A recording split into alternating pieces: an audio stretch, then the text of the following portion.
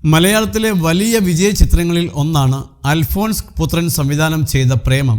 നിവിൻ പോളിയുടെ കരിയറിൽ വലിയ മാറ്റമുണ്ടാക്കിയ ചിത്രം കൂടിയാണ് പ്രേമം. അന്യഭാഷയിലടക്കം സ്വീകാര്യത നേടിയ ചിത്രം തെലുങ്കിൽ റീമേക്കും ചെയ്തിരുന്നു. ചിത്രത്തിലെ വിനയ് ഫോർട്ട് ക്ലാസ് എടുക്കുന്ന സീൻ കണ്ട് മലയാളികൾ ഒരുപാട് ചിരിച്ചിട്ടുണ്ട്. എന്നാൽ ആ സീൻ സിനിമയിൽ ഇല്ലായിരുന്നുവെന്നും തനിക്കിഷ്ടമുള്ള പോലെ ചെയ്തപ്പോൾ അൽഫോൺസ് ഓക്കെ പറഞ്ഞതാണെന്നും വിനയ് ഫോർട്ട് പറയുന്നു. ജാങ്കോ സ്പേസ് ടിവിയോട് സംസാരിക്കുകയായിരുന്നു താരം.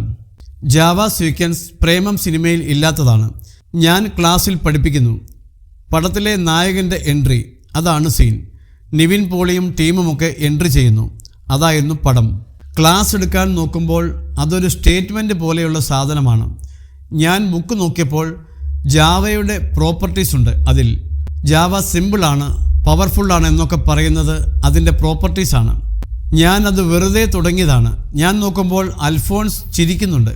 അൽഫോൺസ് പക്ഷേ കട്ട് പറയുന്നില്ല. ഞാനത് മുഴുവൻ പറഞ്ഞു കഴിഞ്ഞു. അടുത്ത പേജ് നോക്കുമ്പോൾ ഒരു പട്ടിയുടെയും പൂച്ചയുടെയും എല്ലാം ഫോട്ടോയുണ്ട്. ഞാൻ തോന്നിയതൊക്കെ ചെയ്തുകൊണ്ടിരിക്കുകയാണ്.